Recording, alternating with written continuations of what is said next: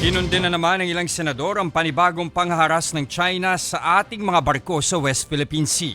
Sabi ni Senate President Pro Tempore Jinggoy Estrada, ang nangyaring baggaan ng dalawang Chinese vessels ay classic case na kung ano ang iyong itinanim ay yun din ang iyong aanihin. Pinuri rin ni Estrada ang professionalism ng mga tauhan ng Philippine Coast Guard na nagawa pa raw mag-alok ng tulong sa China kahit pa muli nilang binomba ng tubig ang ating barko. Gayunpaman, sabi pa ni Senador Jinggoy, hindi pa rin matatakot ang Pilipinas. Patuloy din daw nating ipagtatanggol ang ating soberanya.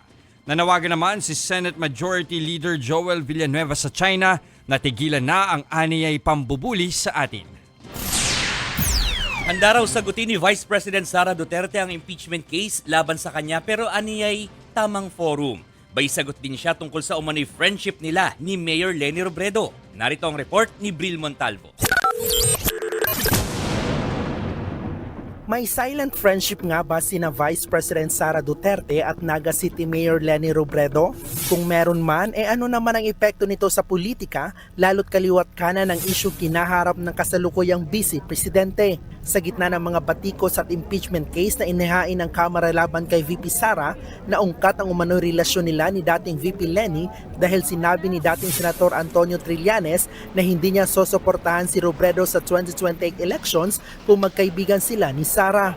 Sa halip na kumpirmahin o itanggi, ito lang ang sagot ng kasalukuyang bise.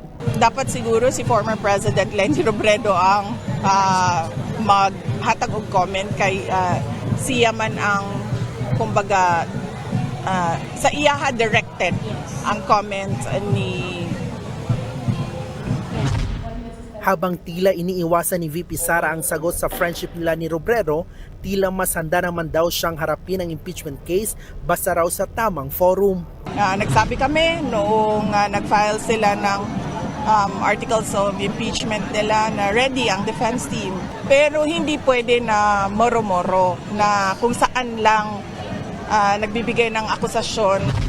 Matatandaang idiniklarang unconstitutional ng Korte Suprema ang impeachment case laban kay VP Sara.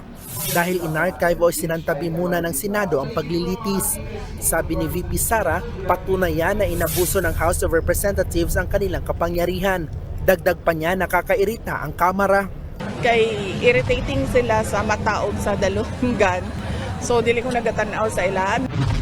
Kung ang bise na haharap sa impeachment, matindi rin ang hinaharap ng kanyang amang si dating Pangulong Rodrigo Duterte na ngayon nasa The Hague.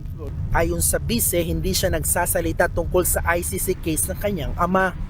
Ang abogado na lang daw ng kanyang ama ang tanungin si Attorney Nicholas Kaufman.